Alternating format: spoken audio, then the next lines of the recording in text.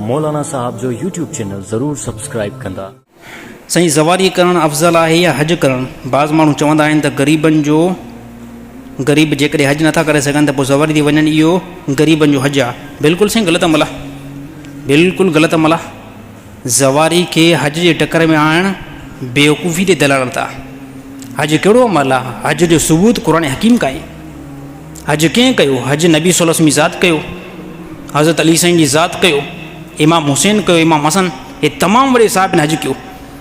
हज खे ज़वारी जे टकर में खणी अचणु हे बिल्कुलु बंदनि जी बेवकूफ़ी आहे। हज को नॉर्मल जेको अमल न आहे, हज तमामु वॾो भारी अमल आहे।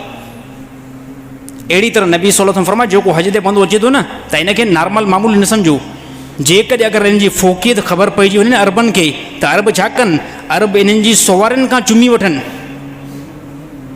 इन जूं सवारियूं जेके वञनि थियूं न, इन सवारी जी पेरनि खां जेको चुमी वठनि था, हज जी केॾी वॾी फ़ोकियत फज़ीलत आहे।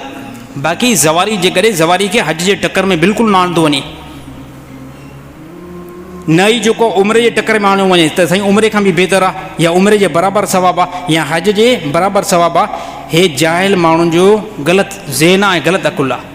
हा, इहा ॻाल्हि करे सघो था साईं, ज़वारी ते जेकॾहिं अगरि को बंदो वञे थो त ठीकु आहे, इमाम हुसैन जे रोज़े जी ज़ियारत थींदी, हज़रत अली साईं जे रोज़े जी ज़ियारत थींदी। बाक़ी इन खे हज सां कंपेयर करणु, उमिरि सां कंपेयर करणु, हे बिल्कुलु ग़लति ज़हन आहे। ज़वारी जो हुकुम काथे बि न आहे, न ई अहादीस खां, ऐं न ई जेको आहे ॿिए कंहिं अहकाम खां। हा, उमिरि जो हुकुम जेको आहे साबित आहे क़ुरान हकीम खां बि, ऐं अहिड़ी तरह हज जो हुकुम बि क़ुरान हकीम खां साबित आहे। बाक़ी तव्हां इहा ॻाल्हि कयो त साईं ज़वारी जेकॾहिं कोई बंदो वञे थो न, इमाम हुसैन जे रोज़े जी ज़ियारत थींदी, तमामु बहितर अमल आहे। इन जो केरु थो एतिराज़ु करे? मां बि चवां थो वी न कयो।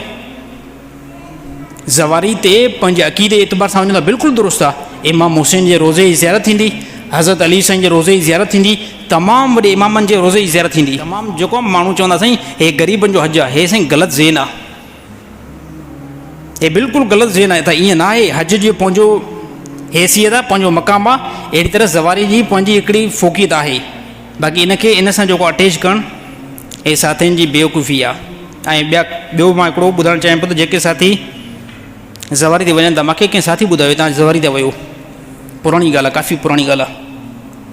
हुन चयो त साईं मां जॾहिं ज़वारी ते वियुमि न, मां हुन खां पुछियो कि यार ज़वारी ते वई छा छा कई? हुन चयो मां ज़वारी ते वियुमि, अहिड़ी तरह तमामु वॾी ज़ियारत कयुमि, इहो ॿुधाईंदे इमाम हुसैन जे रोज़े खे मां सजदो बि कयुमि।